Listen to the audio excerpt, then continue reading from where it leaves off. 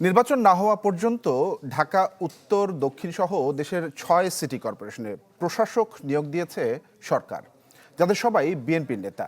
স্থানীয় সরকার মন্ত্রী মির্জা ফখরুল ইসলাম আলমগীর প্রত্যাশা করছেন, প্রশাসক নিয়োগ দিলেও অল্প সময়ের মধ্যেই নির্বাচন অনুষ্ঠিত হবে।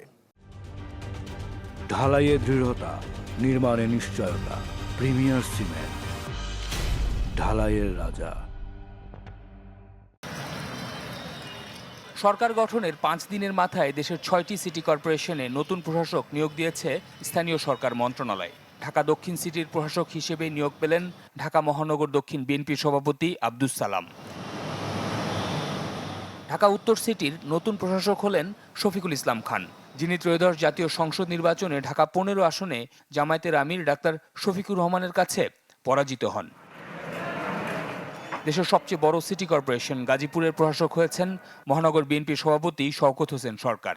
নারায়ণগঞ্জ সিটি কর্পোরেশনের প্রশাসকের চেয়ারে বসবেন সাখাওয়াত হোসেন খান, তিনি মহানগর বিএনপির জ্যেষ্ঠ সহসভাপতি।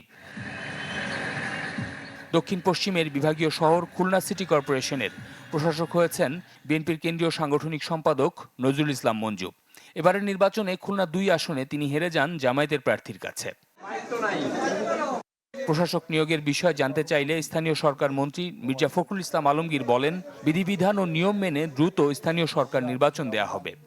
স্থানীয় সরকার নির্বাচনের বিষয়ে কত নিয়ম কানুন আছে তো সরকারি এবং যে প্রথাগুলো আছে সেগুলো কতগুলো মেয়াদ আছে, কতগুলো মেয়াদ শেষ হয়ে গেছে, সবগুলোকে এক জায়গায় নিয়ে এসে আমরা সরকারের তরফ থেকে একটা সঠিক সময়ে এই নির্বাচনগুলো দেওয়ার ব্যবস্থা আমরা করবো। তবে নিঃসন্দেহে এই নির্বাচনকে প্রাধান্য দেওয়া হবে। জুলাই গণঅভ্যুত্থানের পর অন্তর্বর্তী সরকার এই সিটি কর্পোরেশনের মেয়রদেরকে সরিয়ে দেয়।